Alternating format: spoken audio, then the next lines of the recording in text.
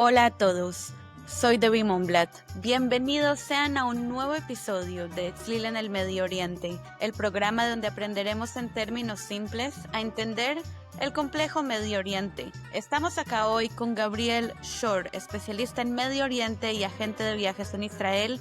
Gabriel, bienvenido. Gracias. Buenos días. El Medio Oriente es una región muy agitada y como podemos ver con el fin de un conflicto empieza otro. Hoy vamos a hablar de lo que está pasando en las últimas semanas en Siria, que ha causado ya la muerte de más de 1.400 personas. Pero para esto quiero que entremos un poco en contexto primero.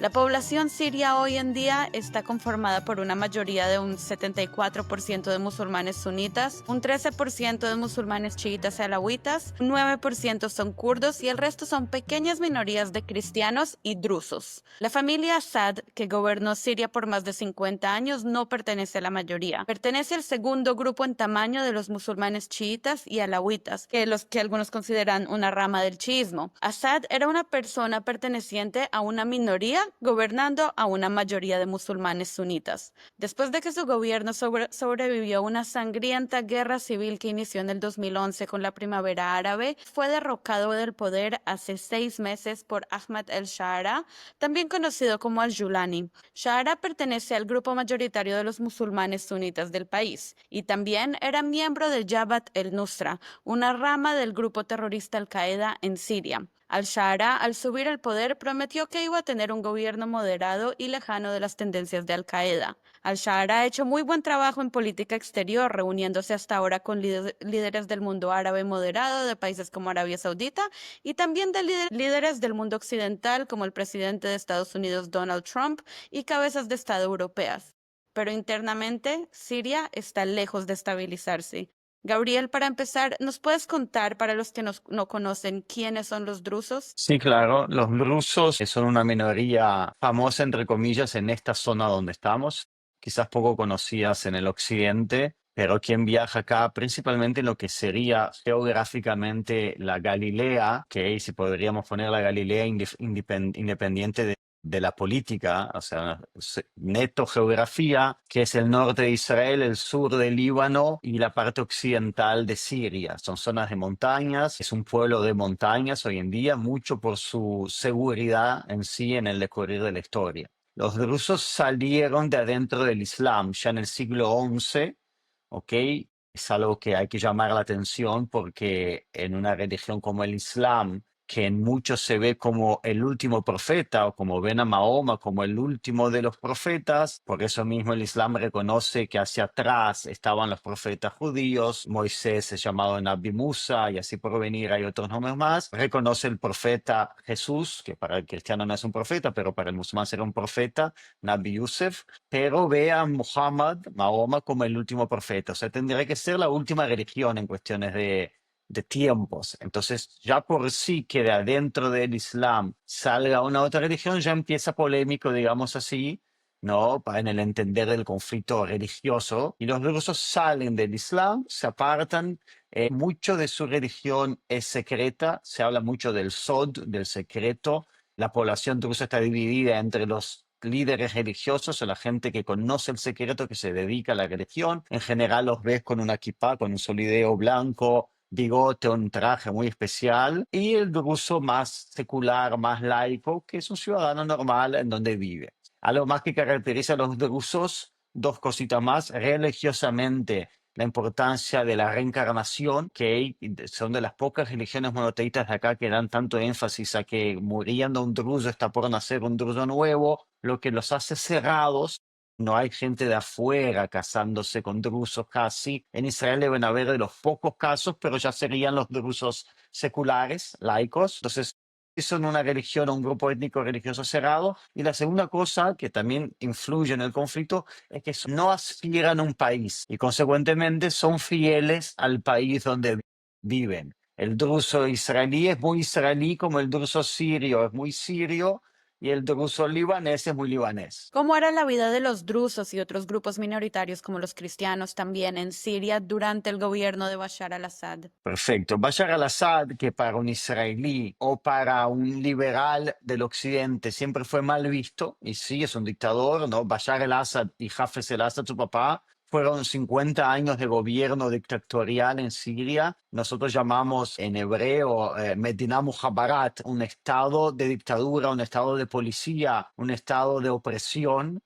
¿Ok? Entonces, por un lado, el gobierno de Assad era muy mal visto en el mundo en el punto de vista geopolítico, yo diría, o de libertad de derechos. Por otro lado, Assad era laico, era mucho más del mundo del panarabismo, del nacionalismo árabe que de la religiosidad islámica. Y siendo laico no daba énfasis a ninguna necesidad o ninguna restricción religiosa, entonces las minorías religiosas vivían, él era mucho más político que religioso, él quería seguir gobernando y en ese seguir gobernando lograba mantener una armonía fuerte entre las minorías. Assad respetaba mucho a los cristianos sirios y con eso ganaba apoyo de muchos países occidentales, incluso Rusia, que no es 100% occidental, pero Rusia tiene muchos cristianos y hay cristianos coptas y cristianos ortodoxos rusos que también están en Siria. Entonces, de esa forma ganaba tranquilidad y apoyo del mundo occidental cristiano. Y los drusos eran 100% sirios, que eran ciudadanos fieles al gobierno independiente de no ser de la misma división religiosa. ¿Qué pasa con los drusos durante la guerra civil en Siria? Eso es uno de los puntos llaves del conflicto, porque la guerra civil en Siria, la mayoría, como vos empezaste explicando, la mayoría de la población siria son sunitas, ¿ok? Y Assad no es sunita. Assad es alauita y, si lo tengo que poner más fácil, es más cerca de los chiitas que de los sunitas. Entonces yo diría que por muchos años, independiente de la guerra civil siria o previo, ¿quién le daba más trabajo a Assad? Eran los sunitas, o sea, mantener callados y en paz la población sunita. Le era más cómodo lidiar con drusos y con cristianos por cuestiones demográficas. La guerra civil que empieza con la primavera árabe en Libia, Tunisia, Egipto, ¿no? Es una revolución sunita. Muchos analistas acá dicen que es la revolución islámica de los ayatolás del mundo sunita. O sea, lo que pasó en Irán en los 79 es un paralelo en el mundo sunita, un intento de dominio yihadico y fundamentalista en todo el mundo sunita. En ese momento, quien se levanta contra el gobierno son los sunitas, no los drusos, no los cristianos, que los sunitas, no los sunitas, el amigo de un occidental que está ahora viviendo en San Paulo, en Brasil o en New York, no, sunitas fundamentalistas, yihadistas, llamamos también salafistas, o sea, gente que no reconoce ninguna otra minoría. Son las versiones más fanáticas del Islam. Entonces, en ese momento que suben los sunitas con la rebelión, la guerra civil, ellos golpean duro, no por cuestiones políticas, por cuestiones de fundamentalismo mismo, a una minoría drusa en el camino, a los cristianos, que fue muy famoso en la guerra, el Estado Islámico destruyendo a Palmira y las iglesias en Alepo. Entonces termina siendo que el enemigo de tu enemigo es tu amigo, termina siendo que los drusos. Y en sí los cristianos están mucho más del lado del gobierno de Assad, donde representaba seguridad o estabilidad, no libertad, pero por lo menos estabilidad, que es de los rebeldes de Jabal el-Nusra, el Qaeda, y despacito se va formando lo que es el ISIS, el Estado Islámico. Entonces, los drusos están del lado del gobierno Assad, por lo que nombré antes, por su fidelidad hacia el país que viven, por no ganas de independencia ninguna, y por buscar estabilidad. Y los rebeldes sirios son lo opuesto a estabilidad. ¿Y qué pasa con los drusos ahora que sube al-Shara al poder al principio de este año? Mira, Shara hay que dar también el panorama de que al-Shara no sube ni en una elección, ¿no? Mucho menos en un proceso natural, sano, digamos así. Simplemente es la continuidad de la guerra civil siria, que estuvo callada por fuerza, no por falta de ganas de los rebeldes sirios de echar a cualquier uno que no sea de su ramo sunita yihadista. Esas ganas siguió. Yo hace años, cuando hablaba con mucha gente sobre el Estado Islámico, y la gente decía, ¿y es verdad que el Estado Islámico terminó? ¿O es verdad que la revolución siria terminó? Y yo decía, no, el Estado Islámico y la revolución siria siguen campos de refugiados de la ONU en Siria. Y ahí no se habla Assad, ahí tampoco se habla democracia. En esos campos de refugiados se hablaba yihad, se hablaba la yihad sunita. No es como que se estuvo cocinando en fuego bajo, se dice en portugués, todo ese tiempo hasta cualquier oportunidad. Fue eso, no es ningún fruto de una acción, de una acción en cuestiones de democracia. Simplemente que cuál es la oportunidad en el decorrer de la guerra con Israel, cuando cae Hezbollah, ¿no? Que era muy activo en Siria y era el brazo oprimidor de Assad, que defendía a Assad y los iraníes, y cuando empieza a caer el anillo de fuego iraní, digamos así, los rebeldes en el campo de refugiados ven eso como oportunidad estratégica. Assad no tiene guardaespaldas más, no tiene apoyo de los Hezbollah si van a necesitar y invaden. Entonces, a muchos drusos, así como para muchos cristianos, así como para los alawitas, es la continuidad de una pesadilla que se llamaba la Guerra Civil Siria. Cuando entran los rebeldes, ya se habla acá en Israel mucho, principalmente la minoría drusa israelí, que es prima, hermana, familiar de los drusos sirios, así como los drusos libaneses, ya lo ven con mucho miedo. Israel lo ve con mucho miedo. Mira, Israel estaba en guerra, está todavía en guerra. Israel ve eso como, por un lado, un éxito en el sentido de que realmente se está cayendo la amenaza iraní, éxito de que realmente se cayó Hezbollah para que ellos se sientan tan libres de atacar, pero un gran punto de interrogación de qué pasa en el próximo capítulo. Y vos dijiste en el comienzo del Medio Oriente termina una guerra, significa que empezó otra. Entonces Israel no es que aplaudió, como Donald Trump sí un poco aplaudió. Israel no aplaudió que suba el Giuliani, como lo llaman, ¿no? Aita Tahrir, los rebeldes. Israel conoce de qué se trata esos rebeldes, pero tenemos en este momento suficientes problemas y una guerra real, ¿no? Y todavía 50 personas secuestradas en Gaza por el Hamas. Entonces Israel no es que festejó la victoria, lo ve con cuidado y tamaño cuidado que entra a la frontera siria, ¿no? A hacer una buffer zone, a ampliar la buffer zone justamente sabiendo que no es gente fácil, son gente muy fundamentalista los que están de otro lado. Entonces los rusos, yo diría que desde un principio lo ven con mucho miedo, no ven como ningún éxito, no festejan que cayó Assad, ¿ok? Saben que nuevos capítulos oscuros de la historia de Siria están por empezar. Hoy la expectativa negativa se hace realidad. En el primer momento que los ojos del mundo salen de Siria, sube el fundamentalismo. O sea, ellos no van a dejar que minorías religiosas estén ahí. Si Siria llega a donde aspira el gobierno de hoy, Siria será un califato islámico. Por eso empecé respondiéndote que no es nada más que la continuación de la aspiración que tenía Jabal el-Nusra, Estado Islámico, Al-Qaeda, de poner un califato sunita islámico en la zona de Siria. Hacia allá está yendo. En ese califato, minorías como judíos y cristianos, según el Corán, podrán vivir en estándar de dhimmi, se llama de minoría, no pueden comprar casas, no podrán casarse con con sunitas, muchas limitaciones, pagarán impuestos específicos, pero esos son dos minorías protegidas en ese estatus, ¿no? No es libertad ni democracia, pero no los matan, que serían judíos o cristianos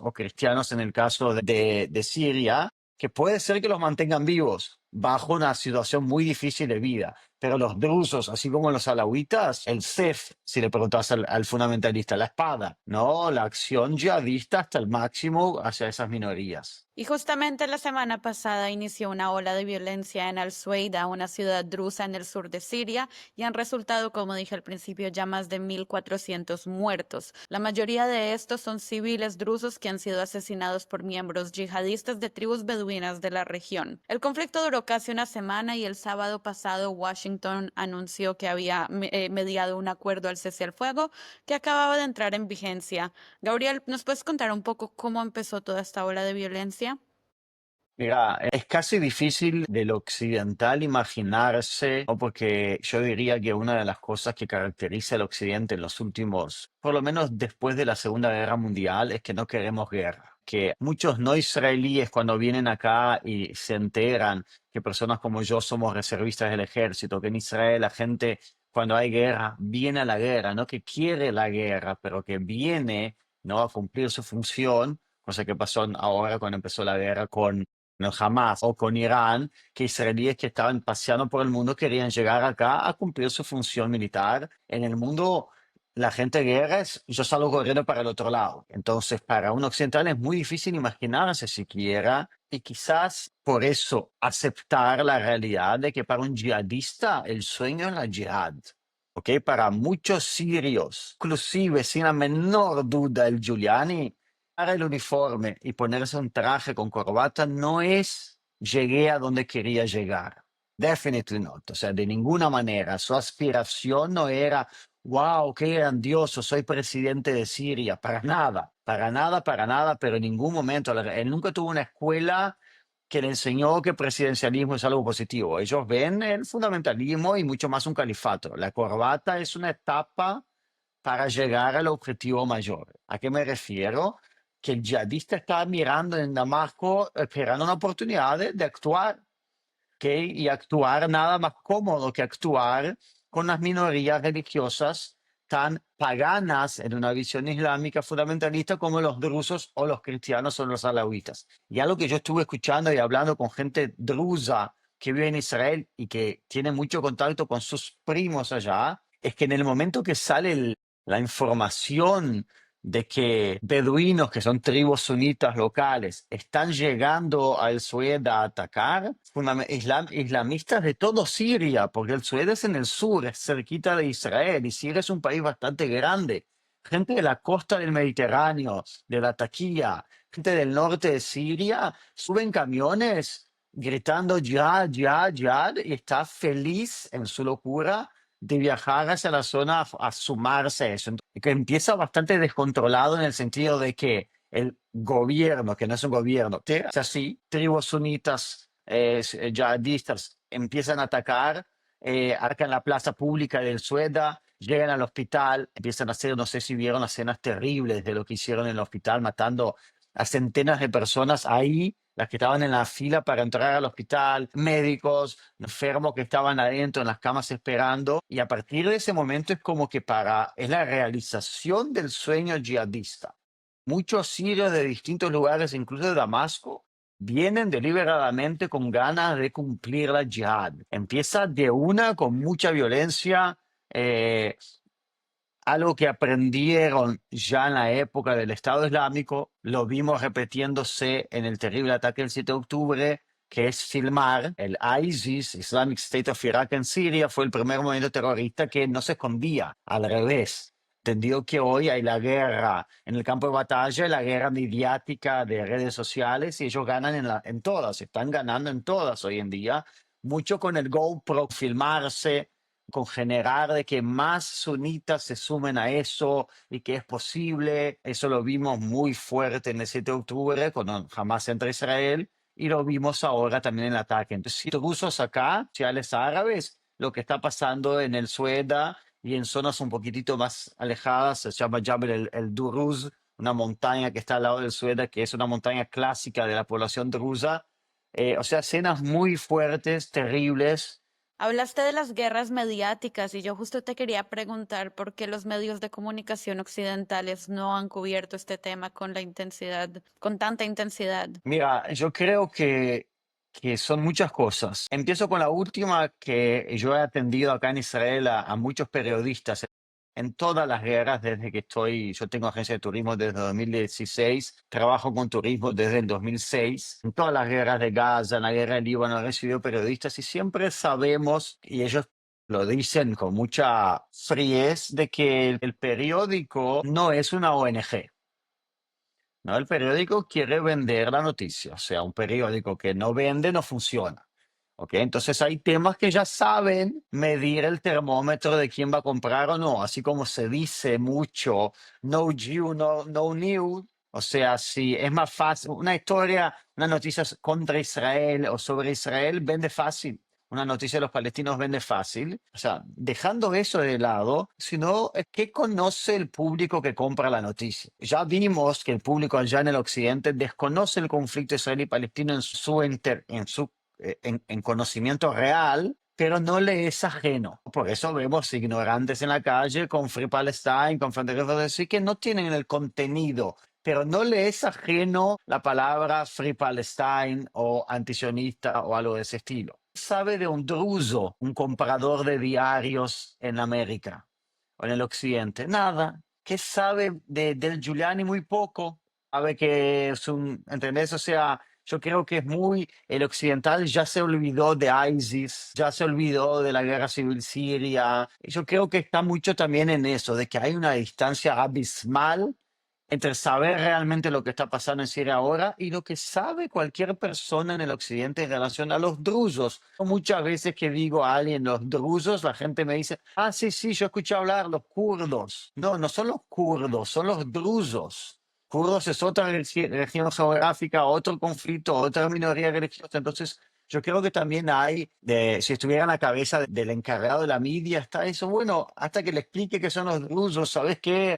No, es irrelevante. Y yo creo que hay mucho de eso, de que hay tantos problemas en el mundo islámico, tantas guerras civiles en el mundo islámico, que la prensa tiende a tirar de abajo su importancia. Yo, y creo que vos también, estoy completamente en desacuerdo de lo que acabo de decir en cuestión de la importancia, porque no es, y eso que creo que es muy importante como mensaje principal, no es otro chiquito, otro pequeño conflicto del mundo islámico como hay infinitos. Esto es un ejemplo importante de entender hacia dónde va el planeta Tierra si el yihadismo sigue creciendo. Porque ¿cuál es la diferencia de pre-caída de Assad a post-caída de Assad? Es la sensación de minoría y la sensación de mayoría. Muchos europeos escuchan lo que estamos hablando del yihadismo en París y dicen, ah, pero todavía los musulmanes son minorías acá, o los yihadistas son minorías acá.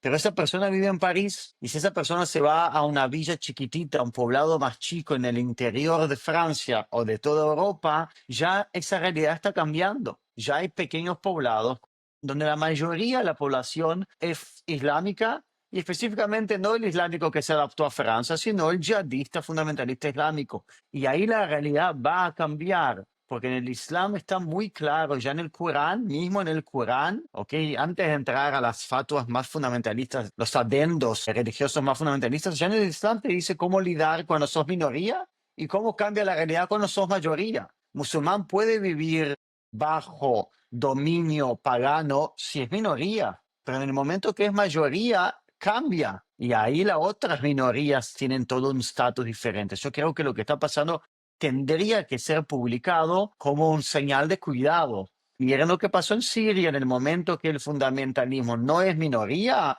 la acción es inmediata, la acción se llama jihad. No, yo creo que si eso es lo que a Israel le da miedo, o sea, ¿por qué nosotros estamos atentos? Más allá de, y está en nuestra frontera, ¿no? Acá nomás, Siria, es una frontera que no teníamos guerra, no teníamos paz con Assad, pero no teníamos guerra con Siria, y de repente tener un enemigo tan veloz, tan fuerte, tan agresivo acá al lado, y obviamente la realidad de que tenemos más de 150.000 personas de nuestro país, israelíes de verdad, que son drusos, primos de la gente que está siendo asesinada ahí del otro lado. Y también te quería preguntar, volviendo al tema del conflicto mismo, ¿por qué piden los drusos sirios ayuda a Israel y por qué Israel decide entrar en el conflicto? Mira, para hablar de esto sí hay que volar en la guerra civil siria. Que en la guerra civil siria, donde el mundo estaba muy poco atento, el mundo pensaba en ISIS en el punto de vista de ¿no? de las escenas terribles de los periodistas que fueron secuestrados y asesinados y de todo eso. El mundo no pensaba tanto en la población siria que estaba viviendo cosas 10 millones de veces peor de lo que está viviendo hoy Gaza o lo que están viviendo hasta en Congo, en Sudán. Una guerra civil terrible, incluso Assad usó bombas biológicas, químicas. Viviendo en esa realidad, nosotros estamos demasiado cerca de Siria para ignorarla. Y es muy importante entender que en ese momento fue la toma de decisión israelí. A tu pregunta, yo diría que la toma de decisión ya ni es de hoy, es de 2016, 2015, 2016, fue cuando estaba en plena guerra civil siria, 2014, 15,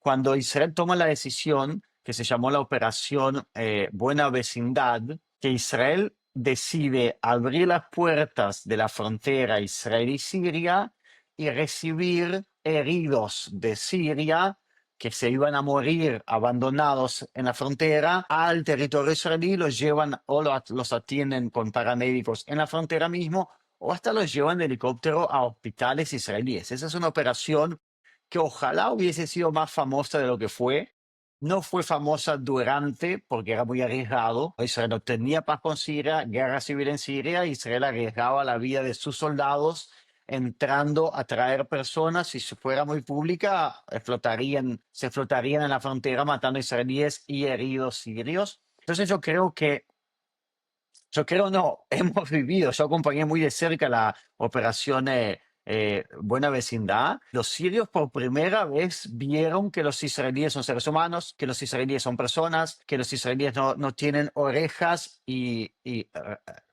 hola. O sea, sirios que llegaban acá eran atendidos en hospitales, de verdad te estoy diciendo, eso es un hecho real, entrevistado por un periodista con una señora siria, lo mira y dice, le habla una paramédica israelí árabe, correcto, le habla en árabe, y la siria dice, ¿vos hablas árabe? Sí. ¿Sos siria? Y yo, no, soy israelí. Y la enferma dice, no. Y la empieza a mirar así de arriba hacia abajo. Y la árabe israelí, la paramédica, le dice, ¿por qué me estás mirando, señora? Y le dice, ¿ustedes no tienen orejas largas y colas? Le mira con cara de qué. Así es que nos decían que los israelíes son el diablo. ¿Ok? Entonces es la primera, mira lo que es la desinformación de un régimen de 50 años de la familia Assad. Entonces, por primera vez el sirio entiende que es vecino de un país humano, que es vecino de un país que te va a ayudar cuando necesitas, mismo que no tengas paz con Israel. Y en ese momento Israel da las caras y asume una responsabilidad para con el pobre sirio, en el sentido del herido sirio, y obviamente quien llama la atención son los drusos. Los drusos que siempre escuchaban eso de su primo israelí que decía que no, acá hay libertad de religión, acá se conmemoran los feriados drusos también, acá se mezclan ananá y que los drusos hacen ejército en Israel también. O sea, siempre lo escuchaba de su primo, de repente lo ve de forma oficial. Entonces yo creo que desde 2013, 14, 15, 16, por ahí, los años de la guerra civil siria, el druso sabe que en esa frontera sudoeste para ellos, hay un país que te va a proteger. Aparte es el país que protege tus primos y tu esposa, tus amigos que viven en Siria, en Israel. Pero entonces yo creo que había una expectativa hasta del druso sirio de que Israel está acá. Y más que Israel, en hebreo se dice Yadá la Elioná. Israel está en un momento importante en Medio Oriente após ganarle a Irán, a lo que es eliminar el anillo iraní, la amenaza iraní y las instalaciones nucleares iraníes. Está en un momento importante del Medio Oriente en el punto de vista árabe también. A todos esos países que quieren paz y quieren estabilidad, ven en Israel un puerto seguro y eso es muy importante para el futuro de este Medio Oriente. Yo creo que hay una expectativa natural de que Israel tome acción, tiene fuerza en este momento, tome acción, y los drusos, y yo escuché muchos drusos hablando en la radio, en la televisión, los drusos defienden Israel y esperan de Israel que defienda a los drusos. ¿Ok? ¿Qué quieren en práctica? Quisieran desde que Israel anexe a la zona sur de Siria y que esos drusos pasen a tener ciudadanía israelí, cosa que es bastante complejo. No digo que Israel quiera eso, no sé si queremos eso, no sé si queremos meternos en esa complejidad de que una persona que tan desconoce el tema escuche que Israel quiera anexar territorios, el análisis será siempre equivocada, errónea, ¿no? Anda a explicarle a alguien que el druso es el que quiere y no Israel quiere ampliar sus territorios como la gente quiere vender la imagen, pero quisiera que Israel pusiera soldados entre la ciudadanía, las zonas drusas y el resto del país, que la buffer zone incluya territorio druso, o que por lo menos con las influencias de Israel lográbamos tener una fuerza internacional de paz, no Siria obviamente, puede ser saudita, puede ser Emiratos Árabes Unidos o puede ser europea, la existencia de esos casi 700.000 drusos que viven en Siria y les dé protección. ¿Por qué Israel ataca objetivos militares en Damasco? Es muy buena pregunta. Creo que hay que hacer un zoom en el yihadista. Y yo dije, el yihadista que está con espuma saliendo de la boca y ganas de hacer jihad, no está orgulloso hasta el final del traje corbata del Giuliani. ¿Ok? Es importante entender, la gente lo felicitó a el Giuliani no ganó ningún premio en su punto de vista. ¿Ok? Él ganará cuando la jihad reine en Sham, que es Siria, Irak, por lo menos. Entonces, si Israel hubiese atacado directamente a los yihadistas ahí, es darle a los yihadistas lo que quieren, guerra, motivos de guerra, ¿ok? Vuelvo a decir, yo te empecé diciendo, es muy difícil occidental, que imagino que es nuestro público, entender, ellos quieren su hábitat natural para el jihad, la guerra. ¿Ok? Hay gente que lo recibiste en Europa y no se hicieron europeos, que podrían estar en una startup en Berlín y están en un campo de refugiados, llamamos barrios musulmanes en los afueras.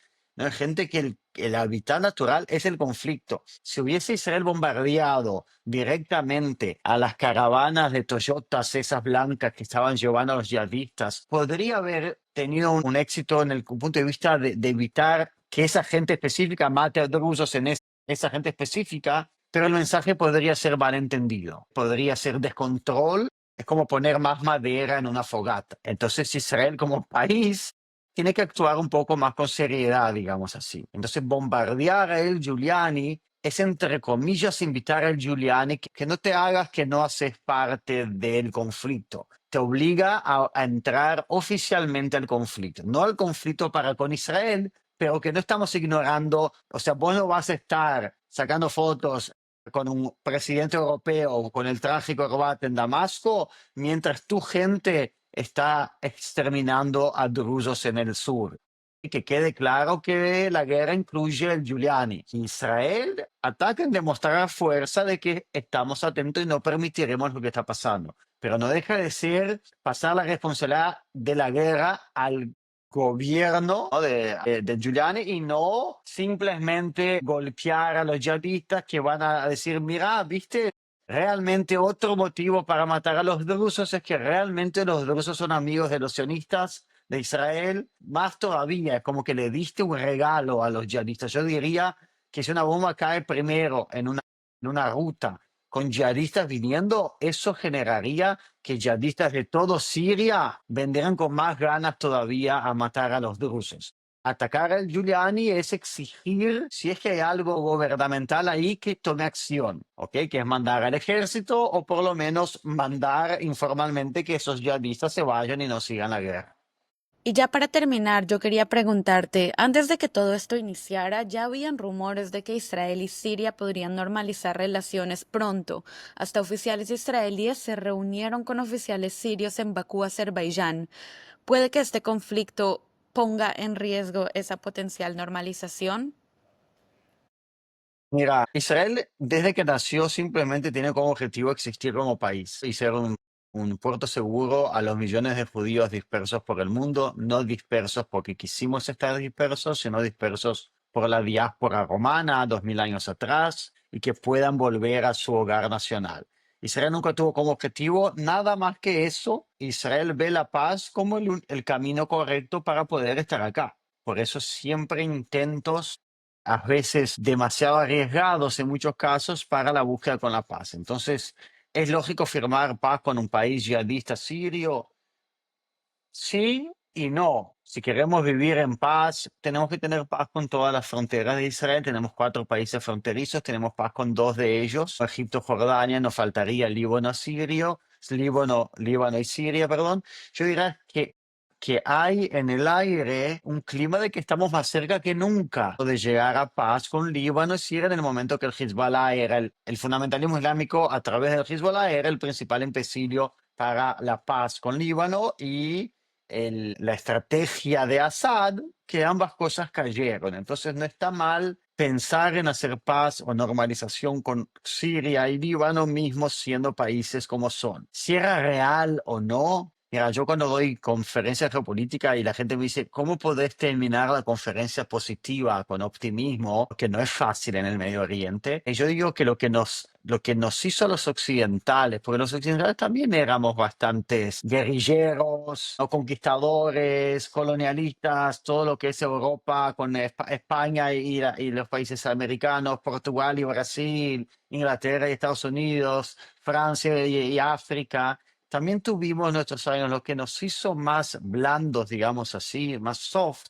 es el software, es la tecnología, es la globalización, es el mesías del occidente, es lo que trajo al occidente la globalización, la convivencia. La gente bajó el arma y empezó a hacer así con los dedos y vive más tiempo, vive mejor. Entonces, es utópico que una normalización con Siria pueda cambiar a un gobierno tan yihadista. Sí y no, creo que es la única esperanza. Tenemos esperanza, frutos de los acuerdos de Abraham, que es un acuerdo de normalización muy tecnológico. No coincidentemente son países de software, son países de high-tech, son países de tecnología. Entonces, mucho yo creo que la única esperanza, ya decía Shimon Peres, en su momento presidente de Israel, cuando iba a visitar aldeas árabes en el norte del país, decía, hay que traer acá high-tech. Lo que va a cambiar, lo que va a sacar el espacio al yihadismo es la tecnología. Es que los jóvenes estén ocupados con su Instagram y con su tecnología y no con fundamentalismo. Entonces, poner a Siria, mismo siendo yihadista, en un acuerdo, o sea, si me dirías que es totalmente separado de los demás, paz entre Israel y el Giuliani, me suena ilógico, ilusión. Pero como fruto de los acuerdos de Abraham, en ese impulso, ¿no? De manos dadas muchos países para traer el progreso al Medio Oriente, tecnología ganándole al fundamentalismo, es esperanzoso. Si este conflicto cambiará, yo creo que no. Yo creo que no, y más si lo apagamos en pronto. Yo creo que en el Medio Oriente es mucho más seguro a todos los que quieren paz hacer paz con Israel cuando Israel está fuerte o hacer paz con un país fuerte que hacer paz con un país débil. ¿Ok? Y eso lo hemos visto y por eso muchos países árabes estuvieron mirando el conflicto Israel-Irán, rezando en silencio de que Israel le gane muy bien a Irán porque quieren paz con Israel. Entonces yo creo que mostrar fuerzas y que Israel no va a aceptar genocidios y que el fundamentalismo islámico tiene que ser más controlado, no creo que es una mala señal para la normalización. Creo que es por profil de la normalización esa característica actual. Muchas gracias por escuchar. Espero ahora vean una imagen más completa y clara sobre lo que ha sucedido en Siria en las últimas semanas con los drusos. Espero también que les haya gustado el episodio, que tengan una linda semana y nos vemos en la próxima.